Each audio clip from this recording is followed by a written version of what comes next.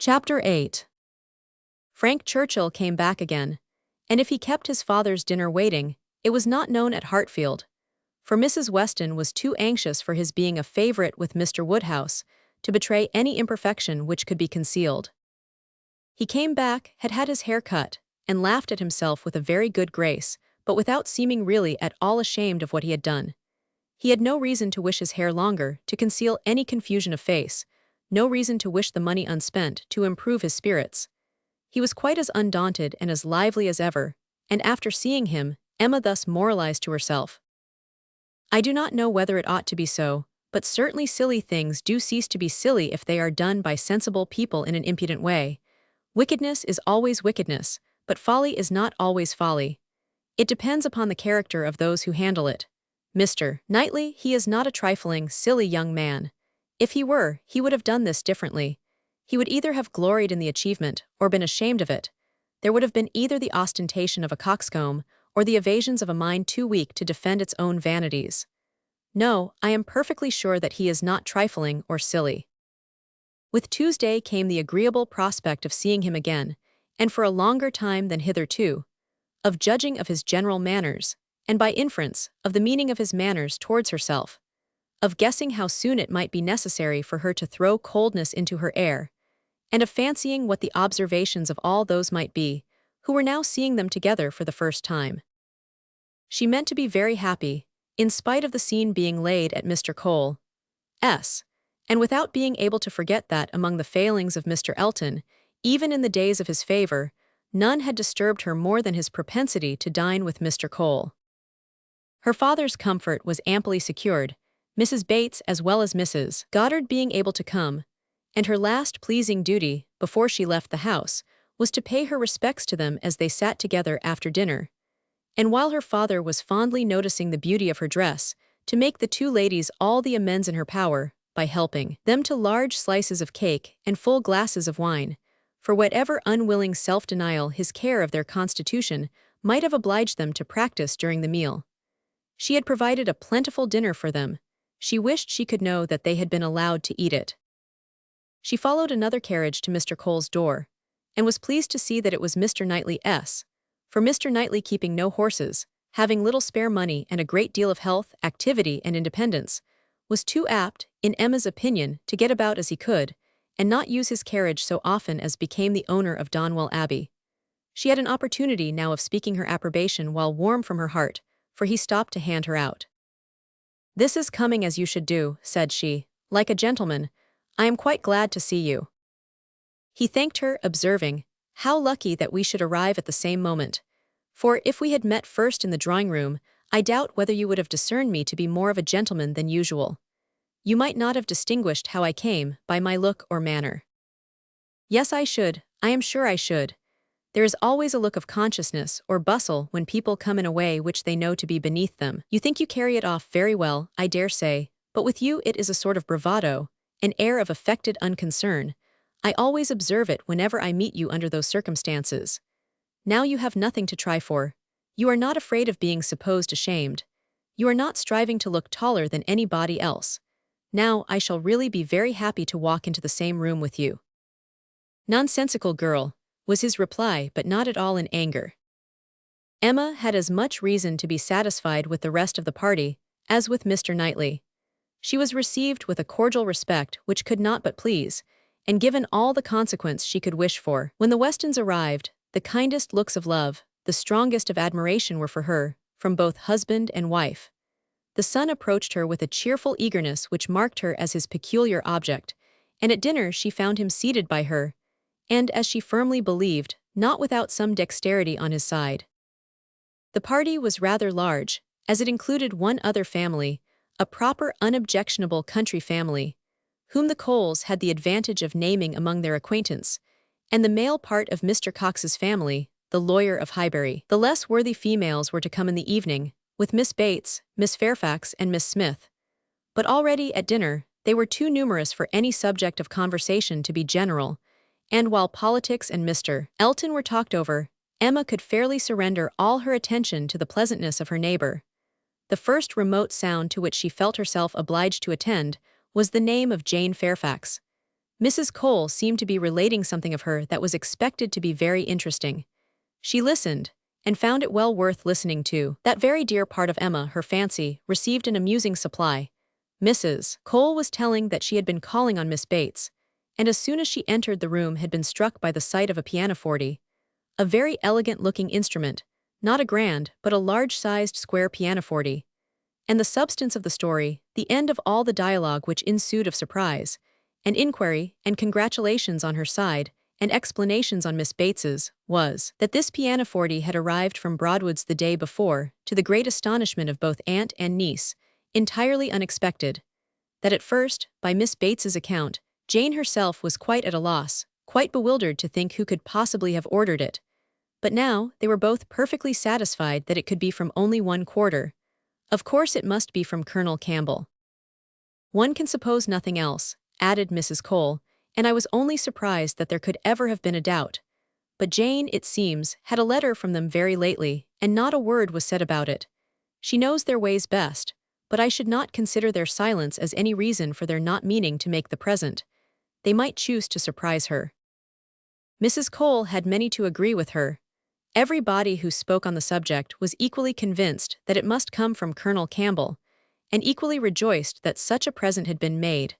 And there were enough ready to speak to allow Emma to think her own way, and still listen to Mrs. Cole. I declare, I do not know when I have heard anything that has given me more satisfaction.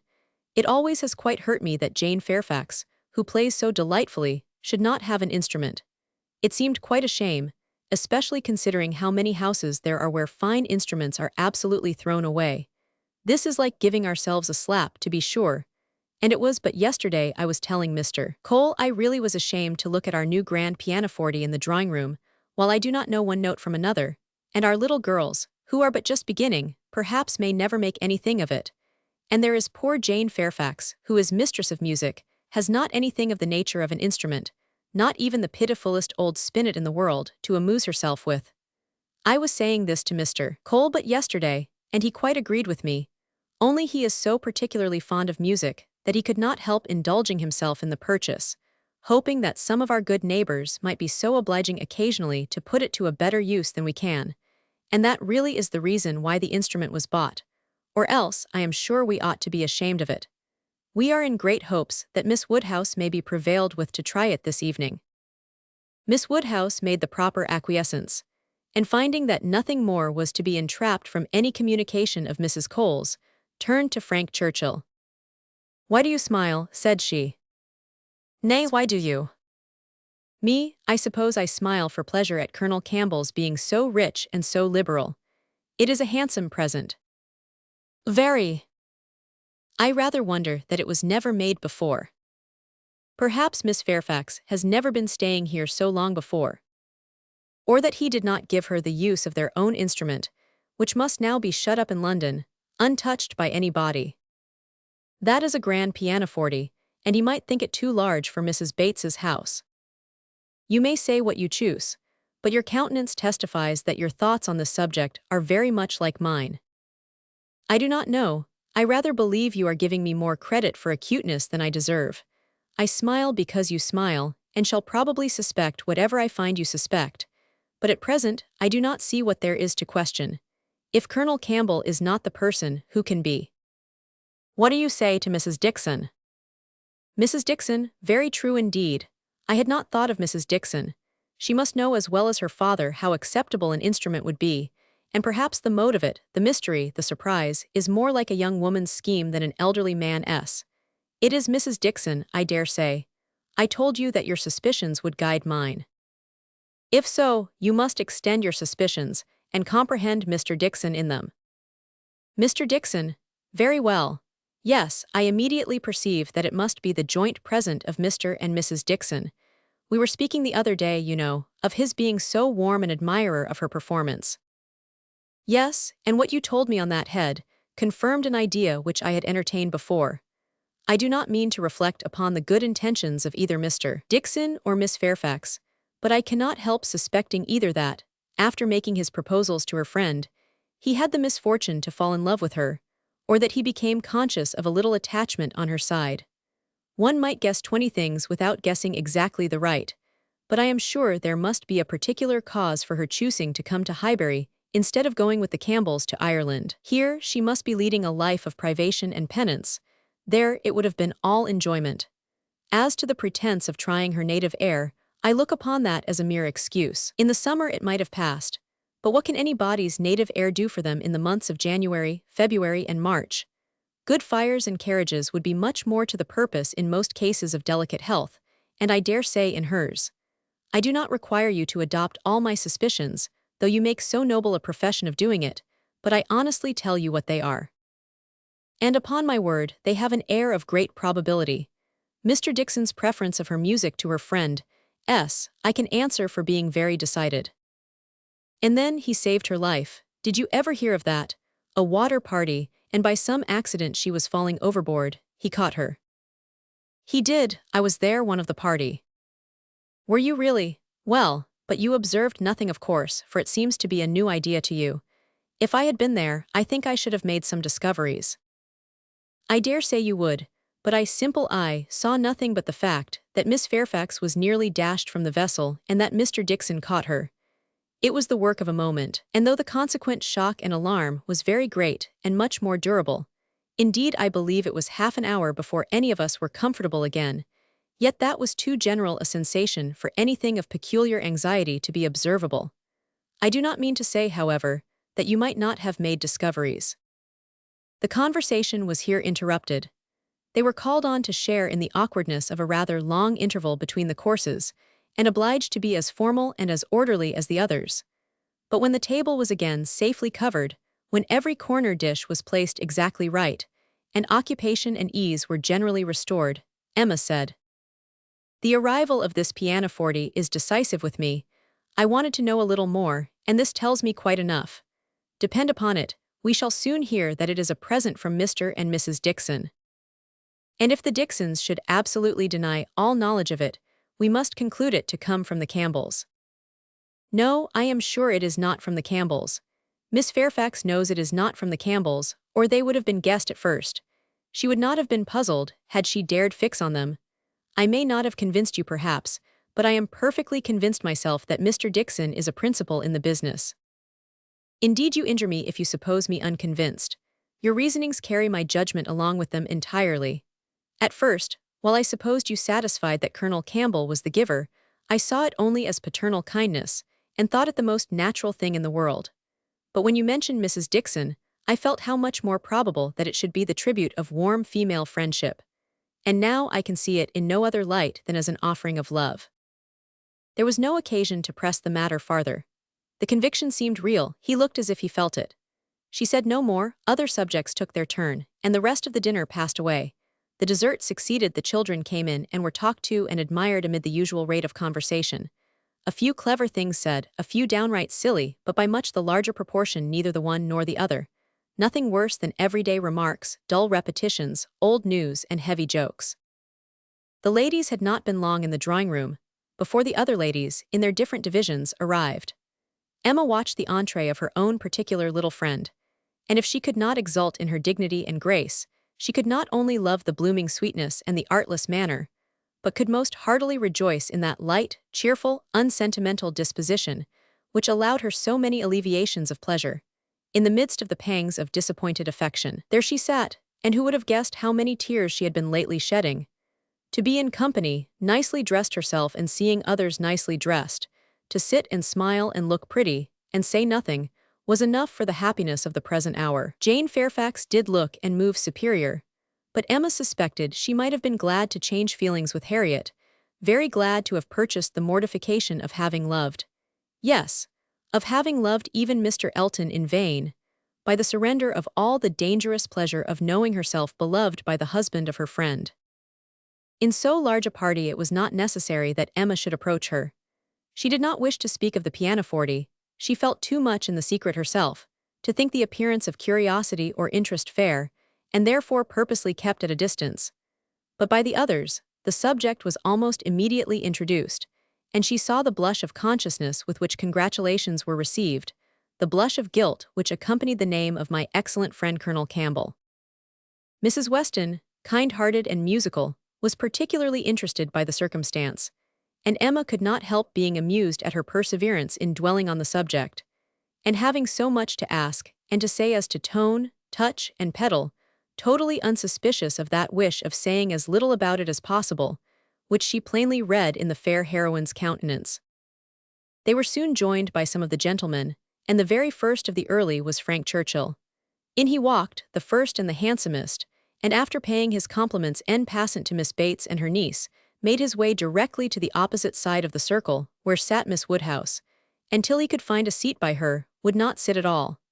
Emma divined what every body present must be thinking. She was his object, and every body must perceive it. She introduced him to her friend Miss Smith, and at convenient moments afterwards, heard what each thought of the other. He had never seen so lovely a face and was delighted with her naivete. And she, only to be sure it was paying him too great a compliment, but she did think there were some looks a little like Mr. Elton. Emma restrained her indignation, and only turned from her in silence. Smiles of intelligence passed between her and the gentleman on first glancing towards Miss Fairfax, but it was most prudent to avoid speech. He told her that he had been impatient to leave the dining-room, hated sitting long, was always the first to move when he could, that his father, Mr. Knightley, Mr. Cox, and Mr. Cole were left very busy over parish business, that as long as he had stayed, however, it had been pleasant enough, as he had found them in general a set of gentlemanlike, sensible men, and spoke so handsomely of Highbury altogether, thought it so abundant in agreeable families, that Emma began to feel she had been used to despise the place rather too much. She questioned him as to the society in Yorkshire, the extent of the neighbourhood about Enscombe and the sort, and could make out from his answers that as far as Enscombe was concerned, there was very little going on, that their visitings were among a range of great families, none very near, and that even when days were fixed and invitations accepted, it was an even chance that Mrs. Churchill were not in health and spirits for going, that they made a point of visiting no fresh person, and that, though he had his separate engagements, it was not without difficulty, without considerable address at times, that he could get away, or introduce an acquaintance for a night. She saw that Enscombe could not satisfy, and that Highbury, taken at its best, might reasonably please a young man who had more retirement at home than he liked. His importance at Enscombe was very evident. He did not boast, but it naturally betrayed itself, that he had persuaded his aunt where his uncle could do nothing, and on her laughing and noticing it, he owned that he believed, excepting one or two points, he could with time persuade her to anything. One of those points on which his influence failed, he then mentioned. He had wanted very much to go abroad, had been very eager indeed to be allowed to travel, but she would not hear of it. This had happened the year before. Now, he said, he was beginning to have no longer the same wish. The unpersuadable point, which he did not mention, Emma guessed to be good behavior to his father. "I have made a most wretched discovery," said he after a short pause. "I have been here a week tomorrow half my time, I never knew days fly so fast, a week tomorrow, and I have hardly begun to enjoy myself, but just got acquainted with Mrs. Weston and others. I hate the recollection. Perhaps you may now begin to regret that you spent one whole day, out of so few, in having your hair cut." "No," said he, smiling, "that is no subject of regret at all. I have no pleasure in seeing my friends, unless I can believe myself fit to be seen." The rest of the gentlemen being now in the room, Emma found herself obliged to turn from him for a few minutes, and listen to Mr. Cole. When Mr. Cole had moved away, and her attention could be restored as before, she saw Frank Churchill looking intently across the room at Miss Fairfax, who was sitting exactly opposite. "What is the matter?" said she. He started. "Thank you for rousing me," he replied. "I believe I have been very rude, but really Miss Fairfax has done her hair in so odd a way, so very odd a way that I cannot keep my eyes from her. I never saw anything so outré. Those curls, this must be a fancy of her own, I see nobody else looking like her. I must go and ask her whether it is an Irish fashion, shall I? Yes, I will, I declare I will, and you shall see how she takes it, whether she colors." He was gone immediately, and Emma soon saw him standing before Miss Fairfax and talking to her. But as to its effect on the young lady, as he had improvidently placed himself exactly between them, exactly in front of Miss Fairfax, she could absolutely distinguish nothing. Before he could return to his chair, it was taken by Mrs. Weston. "This is the luxury of a large party," said she. "One can get near everybody and say everything. My dear Emma, I am longing to talk to you. I have been making discoveries and forming plans, just like yourself, and I must tell them while the idea is fresh. Do you know how Miss Bates and her niece came here? How, they were invited, were not they? Oh yes, but how they were conveyed hither, the manner of their coming. They walked, I conclude, how else could they come? Very true. Well, a little while ago it occurred to me how very sad it would be to have Jane Fairfax walking home again, late at night, and cold as the nights are now. And as I looked at her, though I never saw her appear to more advantage, it struck me that she was heated, and would therefore be particularly liable to take cold. Poor girl, I could not bear the idea of it, so as soon as Mr. Weston came into the room and I could get at him, I spoke to him about the carriage. You may guess how readily he came into my wishes, and having his approbation, I made my way directly to Miss Bates, to assure her that the carriage would be at her service before it took us home, for I thought it would be making her comfortable at once. Good soul, she was as grateful as possible, you may be sure. Nobody was ever so fortunate as herself. But with many, many thanks, there was no occasion to trouble us, for Mr. Knightley's carriage had brought and was to take them home again. I was quite surprised, very glad I am sure, but really quite surprised. Such a very kind attention, and so thoughtful an attention, the sort of thing that so few men would think of. And in short, from knowing his usual ways, I am very much inclined to think that it was for their accommodation the carriage was used at all. I do suspect he would not have had a pair of horses for himself, and that it was only as an excuse for assisting them. Very likely, said Emma, nothing more likely. I know no man more likely than Mr. Knightley to do the sort of thing, to do anything really good-natured, useful, considerate, or benevolent. He is not a gallant man, but he is a very humane one. And this, considering Jane Fairfax's ill health, would appear a case of humanity to him. And for an act of unostentatious kindness, there is nobody whom I would fix on more than on Mr. Knightley. I know he had horses today, for we arrived together, and I laughed at him about it, but he said not a word that could betray.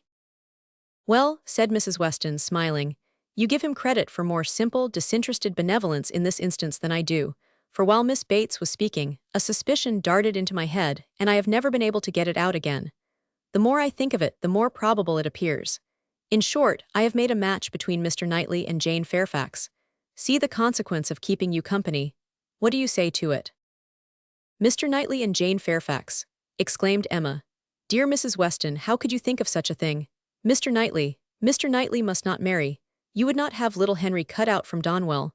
Oh, no, Henry must have Donwell. I cannot at all consent to Mr. Knightley's marrying, and I am sure it is not at all likely. I am amazed that you should think of such a thing. My dear Emma, I have told you what led me to think of it. I do not want the match, I do not want to injure dear little Henry, but the idea has been given me by circumstances. And if Mr. Knightley really wished to marry, you would not have him refrain on Henry's account, a boy of 6 years old, who knows nothing of the matter. Yes, I would. I could not bear to have Henry supplanted. Mr. Knightley marry? No, I have never had such an idea, and I cannot adopt it now. And Jane Fairfax, too, of all women. Nay, she has always been a first favorite with him, as you very well know. But the imprudence of such a match. I am not speaking of its prudence, merely its probability. I see no probability in it, unless you have any better foundation than what you mention. His good nature, his humanity, as I tell you, would be quite enough to account for the horses. He has a great regard for the Bateses, you know, independent of Jane Fairfax, and is always glad to show them attention. My dear Mrs. Weston, do not take to matchmaking. You do it very ill. Jane Fairfax, mistress of the Abbey. Oh, no, every feeling revolts. For his own sake, I would not have him do so mad a thing. Imprudent, if you please, but not mad. Excepting inequality of fortune, and perhaps a little disparity of age, I can see nothing unsuitable. But Mr. Knightley does not want to marry. I am sure he has not the least idea of it. Do not put it into his head. Why should he marry? He is as happy as possible by himself, with his farm and his sheep and his library and all the parish to manage, and he is extremely fond of his brother's children. He has no occasion to marry, either to fill up his time or his heart. My dear Emma, as long as he thinks so, it is so, but if he really loves Jane Fairfax. Nonsense, he does not care about Jane Fairfax. In the way of love, I am sure he does not. He would do any good to her or her family, but— Well, said Mrs. Weston, laughing, perhaps the greatest good he could do them would be to give Jane such a respectable home. If it would be good to her, I am sure it would be evil to himself. A very shameful and degrading connection. How would he bear to have Miss Bates belonging to him? To have her haunting the Abbey and thanking him all day long for his great kindness in marrying Jane. So very kind and obliging, but he always had been such a very kind neighbor. And then fly off, through half a sentence, to her mother's old petticoat. Not that it was such a very old petticoat either, for still it would last a great while, and indeed, she must thankfully say that their petticoats were all very strong. For shame, Emma, do not mimic her, you divert me against my conscience, and upon my word I do not think Mr. Knightley would be much disturbed by Miss Bates. Little things do not irritate him. She might talk on, and if he wanted to say anything himself he would only talk louder and drown her voice. But the question is not whether it would be a bad connection for him, but whether he wishes it, and I think he does. I have heard him speak, and so must you, so very highly of Jane Fairfax. The interest he takes in her, his anxiety about her health, his concern that she should have no happier prospect. I have heard him express himself so warmly on those points. Such an admirer of her performance on the pianoforte, and of her voice. I have heard him say that he could listen to her forever. Oh, and I had almost forgotten one idea that occurred to me, this pianoforte that has been sent here by somebody, though we have all been so well satisfied to consider it a present from the Campbells, may it not be from Mr. Knightley? I cannot help suspecting him. I think he is just the person to do it, even without being in love. Then it can be no argument to prove that he is in love. But I do not think it is at all a likely thing for him to do. Mr. Knightley does nothing mysteriously. I have heard him lamenting her having no instrument repeatedly, oftener than I should suppose such a circumstance would, in the common course of things, occur to him. Very well, and if he had intended to give her one, he would have told her so. There might be scruples of delicacy, my dear Emma. I have a very strong notion that it comes from him. I am sure he was particularly silent when Mrs. Cole told us of it at dinner. You take up an idea, Mrs. Weston, and run away with it, as you have many a time reproached me with doing. I see no sign of attachment, I believe nothing of the pianoforte, and proof only shall convince me that Mr. Knightley has any thought of marrying Jane Fairfax. They combated the point some time longer in the same way, Emma rather gaining ground over the mind of her friend, for Mrs. Weston was the most used of the two to yield, till a little bustle in the room showed them that tea was over, and the instrument in preparation. And at the same moment Mr. Cole approaching to entreat Miss Woodhouse would do them the honor of trying it. Frank Churchill, of whom, in the eagerness of her conversation with Mrs. Weston, she had been seeing nothing, except that he had found a seat by Miss Fairfax, followed Mr. Cole to add his very pressing entreaties. And as in every respect it suited Emma best to lead, she gave a very proper compliance. She knew the limitations of her own powers too well to attempt more than she could perform with credit. She wanted neither taste nor spirit in the little things which are generally acceptable, and could accompany her own voice well. One accompaniment to her song took her agreeably by surprise. A second, slightly but correctly taken by Frank Churchill. Her pardon was duly begged at the close of the song, and everything usual followed. He was accused of having a delightful voice and a perfect knowledge of music, which was properly denied, and that he knew nothing of the matter and had no voice at all roundly asserted. They sang together once more, and Emma would then resign her place to Miss Fairfax, whose performance, both vocal and instrumental, she never could attempt to conceal from herself, was infinitely superior to her own. With mixed feelings, she seated herself at a little distance from the numbers round the instrument to listen. Frank Churchill sang again. They had sung together once or twice, it appeared, at Weymouth. But the sight of Mr. Knightley among the most attentive soon drew away half Emma's mind, and she fell into a train of thinking on the subject of Mrs. Weston's suspicions, to which the sweet sounds of the united voices gave only momentary interruptions. Her objections to Mr. Knightley's marrying did not in the least subside. She could see nothing but evil in it. It would be a great disappointment to Mr. John Knightley, consequently to Isabella, a real injury to the children, a most mortifying change and material loss to them all, a very great deduction from her father's daily comfort, and as to herself, she could not at all endure the idea of Jane Fairfax at Donwell Abbey. A Mrs. Knightley for them all to give way to. No, Mr. Knightley must never marry. Little Henry must remain the heir of Donwell. Presently Mr. Knightley looked back and came and sat down by her. They talked at first only of the performance. His admiration was certainly very warm, yet she thought, but for Mrs. Weston, it would not have struck her. As a sort of touchstone, however, she began to speak of his kindness in conveying the aunt and niece, and though his answer was in the spirit of cutting the matter short, she believed it to indicate only his disinclination to dwell on any kindness of his own. "I often feel concern," said she, "that I dare not make our carriage more useful on such occasions. It is not that I am without the wish, but you know how impossible my father would deem it that James should put to for such a purpose." "Quite out of the question, quite out of the question," he replied, "but you must often wish it, I am sure." And he smiled with such seeming pleasure at the conviction that she must proceed another step. "This present from the Campbells," said she, "this pianoforte is very kindly given." "Yes," he replied, and without the smallest apparent embarrassment, "but they would have done better had they given her notice of it. Surprises are foolish things, the pleasure is not enhanced, and the inconvenience is often considerable. I should have expected better judgment in Colonel Campbell." From that moment, Emma could have taken her oath that Mr. Knightley had had no concern in giving the instrument. But whether he were entirely free from peculiar attachment, whether there were no actual preference, remained a little longer doubtful. Towards the end of Jane's second song, her voice grew thick. "That will do," said he when it was finished, thinking aloud. "You have sung quite enough for one evening, now be quiet." Another song, however, was soon begged for. One more, they would not fatigue Miss Fairfax on any account and would only ask for one more. And Frank Churchill was heard to say, "I think you could manage this without effort. The first part is so very trifling. The strength of the song falls on the second." Mr. Knightley grew angry. "That fellow," said he indignantly, "thinks of nothing but showing off his own voice. This must not be." And touching Miss Bates, who at that moment passed near, "Miss Bates, are you mad, to let your niece sing herself hoarse in this manner? Go and interfere.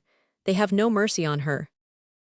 Miss Bates, in her real anxiety for Jane, could hardly stay even to be grateful, before she stepped forward and put an end to all farther singing. Here ceased the concert part of the evening, for Miss Woodhouse and Miss Fairfax were the only young lady performers.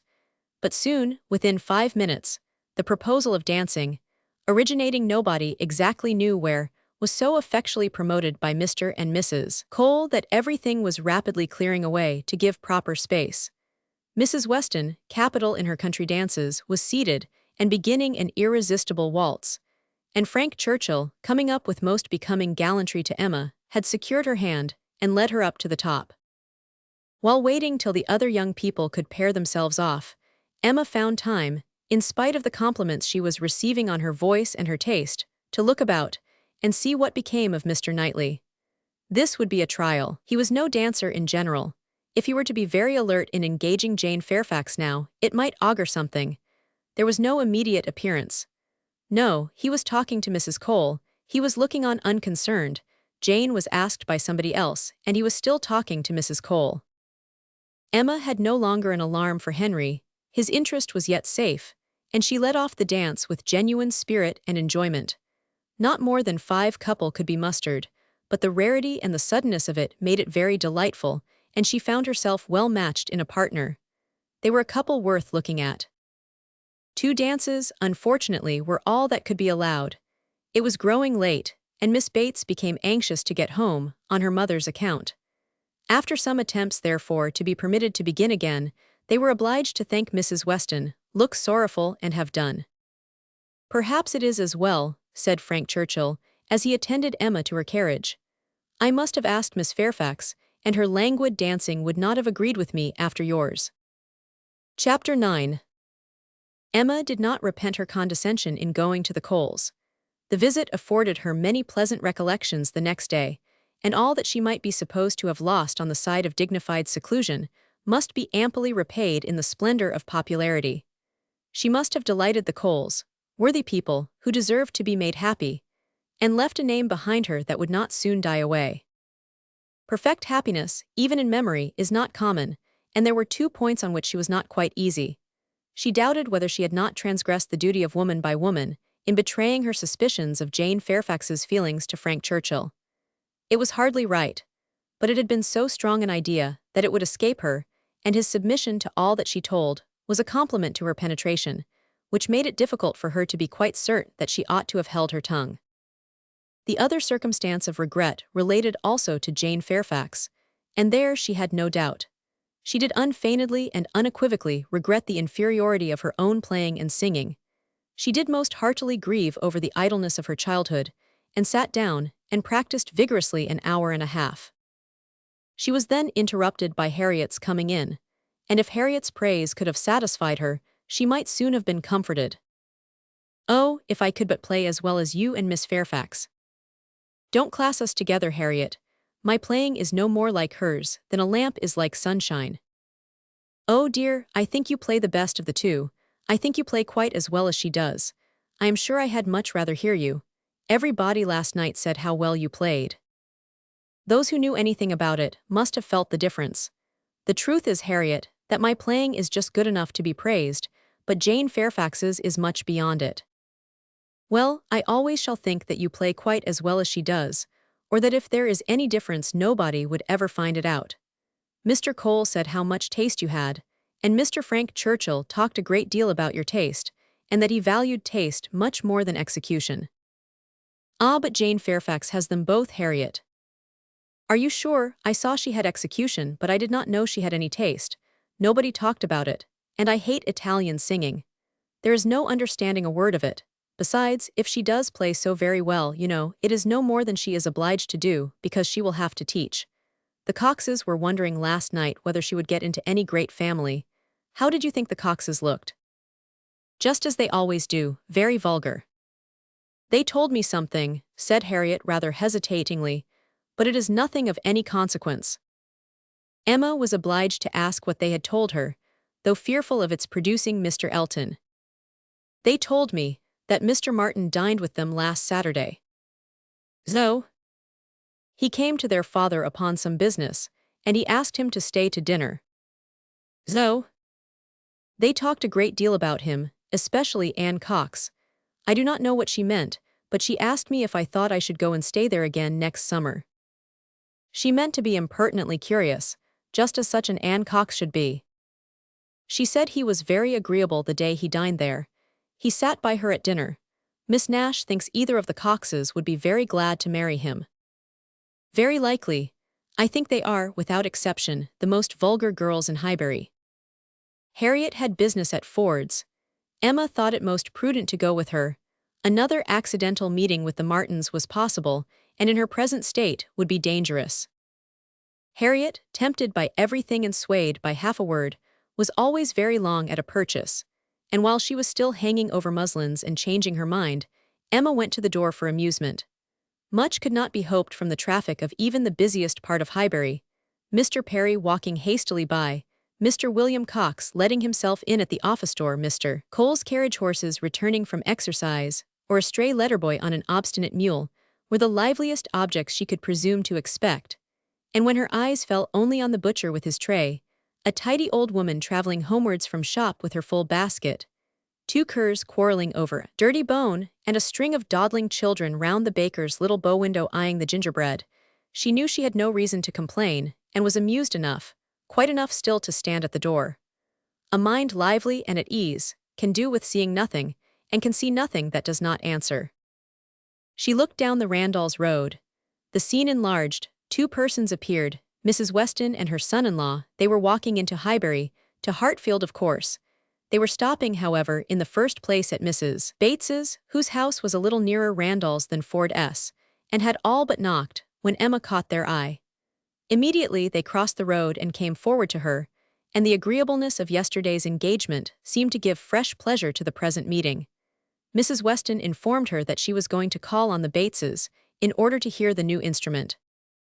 "For my companion tells me," said she, "that I absolutely promised Miss Bates last night that I would come this morning. I was not aware of it myself. I did not know that I had fixed a day, but as he says I did, I am going now." "And while Mrs. Weston pays her visit, I may be allowed, I hope," said Frank Churchill, "to join your party and wait for her at Hartfield, if you are going home."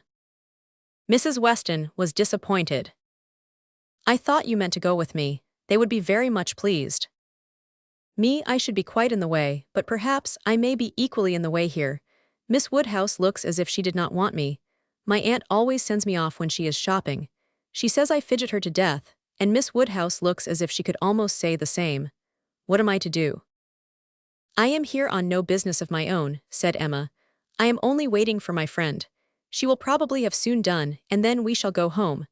But you had better go with Mrs. Weston and hear the instrument. Well, if you advise it. But with a smile, if Colonel Campbell should have employed a careless friend, and if it should prove to have an indifferent tone, what shall I say? I shall be no support to Mrs. Weston. She might do very well by herself. A disagreeable truth would be palatable through her lips, but I am the wretchedest being in the world at a civil falsehood. I do not believe any such thing, replied Emma. I am persuaded that you can be as insincere as your neighbors, when it is necessary, but there is no reason to suppose the instrument is indifferent. Quite otherwise indeed, if I understood Miss Fairfax's opinion last night. Do come with me, said Mrs. Weston. If it be not very disagreeable to you, it need not detain us long. We will go to Hartfield afterwards. We will follow them to Hartfield. I really wish you to call with me. It will be felt so great an attention, and I always thought you meant it. He could say no more, and with the hope of Hartfield to reward him, returned with Mrs. Weston to Mrs. Bates's door. Emma watched them in, and then joined Harriet at the interesting counter, trying, with all the force of her own mind, to convince her that if she wanted plain muslin it was of no use to look at figured, and that a blue ribbon, be it ever so beautiful, would still never match her yellow pattern. At last it was all settled, even to the destination of the parcel. Should I send it to Mrs. Goddard's, ma'am? Asked Mrs. Ford. Yes, no, yes, to Mrs. Goddard's. Only my pattern gown is at Hartfield. No, you shall send it to Hartfield if you please. But then Mrs. Goddard will want to see it. And I could take the pattern gown home any day, but I shall want the ribbon directly, so it had better go to Hartfield, at least the ribbon. You could make it into 2 parcels, Mrs. Ford, could not you? It is not worth while, Harriet, to give Mrs. Ford the trouble of 2 parcels. No more it is. No trouble in the world, ma'am, said the obliging Mrs. Ford. Oh, but indeed I would much rather have it only in one. Then, if you please, you shall send it all to Mrs. Goddard's. I do not know, no, I think, Miss Woodhouse, I may just as well have it sent to Hartfield, and take it home with me at night. What do you advise? That you do not give another half-second to the subject. To Hartfield, if you please, Mrs. Ford. Aye, that will be much best, said Harriet, quite satisfied. I should not at all like to have it sent to Mrs. Goddard's. Voices approached the shop, or rather one voice and 2 ladies. Mrs. Weston and Miss Bates met them at the door. My dear Miss Woodhouse, said the latter, I am just run across to entreat the favor of you to come and sit down with us a little while, and give us your opinion of our new instrument, you and Miss Smith. How do you do, Miss Smith? Very well, I thank you. And I begged Mrs. Weston to come with me, that I might be sure of succeeding. I hope Mrs. Bates and Miss Fairfax are. Very well, I am much obliged to you. My mother is delightfully well, and Jane caught no cold last night. How is Mr. Woodhouse? I am so glad to hear such a good account. Mrs. Weston told me you were here. Oh then, said I must run across. I am sure Miss Woodhouse will allow me just to run across and entreat her to come in. My mother will be so very happy to see her, and now we are such a nice party she cannot refuse. Aye, pray do, said Mr. Frank Churchill. Miss Woodhouse's opinion of the instrument will be worth having. But, said I shall be more sure of succeeding if one of you will go with me. Oh, said he, wait half a minute till I have finished my job. For, would you believe it, Miss Woodhouse, there he is, in the most obliging manner in the world, fastening in the rivet of my mother's spectacles. The rivet came out, you know, this morning. So very obliging, for my mother had no use of her spectacles, could not put them on. And by the by, every body ought to have 2 pair of spectacles, they should indeed. Jane said so. I meant to take them over to John Saunders the first thing I did, but something or other hindered me all the morning. First one thing, then another, there is no saying what, you know. At one time Patty came to say she thought the kitchen chimney wanted sweeping. Oh, said I, Patty, do not come with your bad news to me. Here is the rivet of your mistress's spectacles out. Then the baked apples came home. Mrs. Wallis sent them by her boy. They are extremely civil and obliging to us, the Wallises, always. I have heard some people say that Mrs. Wallis can be uncivil and give a very rude answer, but we have never known anything but the greatest attention from them. And it cannot be for the value of our custom now, for what is our consumption of bread, you know, only 3 of us. Besides, dear Jane at present, and she really eats nothing, makes such a shocking breakfast, you would be quite frightened if you saw it. I dare not let my mother know how little she eats, so I say one thing and then I say another, and it passes off. But about the middle of the day she gets hungry, and there is nothing she likes so well as these baked apples, and they are extremely wholesome, for I took the opportunity the other day of asking Mr. Perry. I happened to meet him in the street. Not that I had any doubt before, I have so often heard Mr. Woodhouse recommend a baked apple. I believe it is the only way that Mr. Woodhouse thinks the fruit thoroughly wholesome. We have apple dumplings, however, very often. Patty makes an excellent apple dumpling. Well, Mrs. Weston, you have prevailed, I hope, and these ladies will oblige us.